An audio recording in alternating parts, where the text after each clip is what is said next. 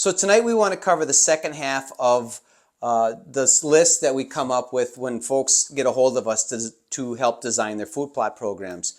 Now we covered 5, I think it was about 10 or 11 days ago, the first 5, and now we want to go over 5 other questions we like to ask folks when we are designing their food plot program for them. So one of the things that's very important is equipment. What equipment do you have at your disposal? Do you have a tractor, or do you just have a quad? Do you have hand tools? Are you leasing equipment? Are you borrowing? Are you hiring it out? How big are these food plots, and what equipment do we have to use? We've dealt with everybody that's had just a backpack sprayer, a riding lawnmower, and some hand tools, all the way up to production egg equipment availability as far as putting food plots in. They're hiring out somebody, or they're contracting out somebody, or they have the equipment themselves. So we've worked from one end of the spectrum to the other as far as equipment, but that's a big part of what we think we're going to plant, is the type of equipment folks have to use at their disposal. Number 2, time. What is the time allotted you can put towards working on your food plots? I'm fortunate to where I live within 20 minutes of every food plot I'm working on. I've been that way most of my life, so I can pretty much go when I need to and work on our food plots. I was dealing with a gentleman today.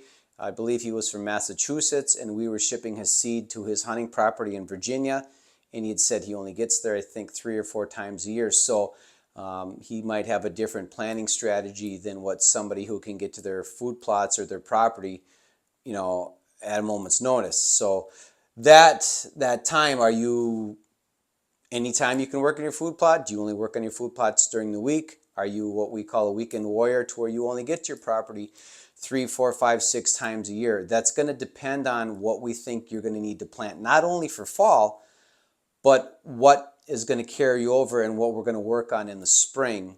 If you can't get up there and work on the food plots, we might not want something growing that you're going to have to deal with 3 times during the summer. So your time is a big part of what we're going to recommend for your food plot program.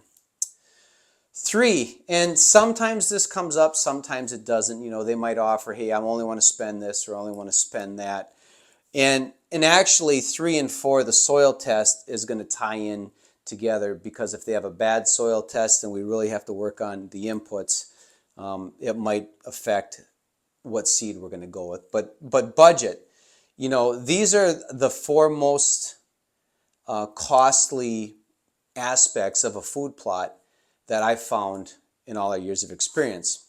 Your seed cost, your fertilization cost, your fertilizers, your fuel for tractor, side-by-side, ATV, transportation vehicle, and then chemicals. Do we need chemicals with whatever planting techniques you want to use? So these are the 4 biggest. Obviously time is money, and your time is worth something as well, but as far as actually shelling out dollar bills, these 4 seem to be the biggest. Now, we talked about number 4, the soil test, and we all know how important the soil test is. And a lot of the soil tests, if you've got really rough soil to where we got to add a lot of inputs in the form of lime, possibly you got a lot of weeds we got to deal with for first year or 2, the chemicals, we might just say, okay, we don't want to plant this because this, like brassica takes a lot of input. Brassica is a little bit more expensive to grow, and we might scale back and just do cereal grains the first couple of years until we get the soil much better, we get the weeds under control. So your budget really plays into what we think the direction we want to go with a food plot program. And again, soil test, we talked about it in our last video. Where do we get our soil tests from? I really like Rock River Labs. There's some good ones out there, not just Rock River Labs. Here, again, my home state of Michigan, I've seen some Michigan State University soil tests. Those are pretty good. I've seen some where guys will take it into a co-op and they'll try to do it that particular day, and I'm not quite sure how well those turn out. I do know folks that they try to buy these home kits or these little probes and stuff. Honestly, you can spend less money on a good quality soil test at one of these reputable facilities than you will with that garbage that you can go buy on a shelf at Walmart or something like that. I mean, there's a pH meter. Well, a pH meter, you might be, plus or minus 1. You might actually have 6 on your soil and it's telling you it's 7 or it's telling you 5. I don't know how reliable those are, but it's not going to tell me what, your organic matter is, your CEC is. That's not going to work. So those are kind of gimmicky, folks. Just do yourself a favor, get a real actual soil test from a reputable laboratory. But those are very important, probably the most important step in starting the roadmap on your food plot program. And number 5, we talked about this a little bit on the last video. What are your goals? What is your hunting strategy? Me personally, I love sitting in October. Here in Upper Michigan, it's so beautiful with the maples turning colors. I mean, it's literally breathtaking.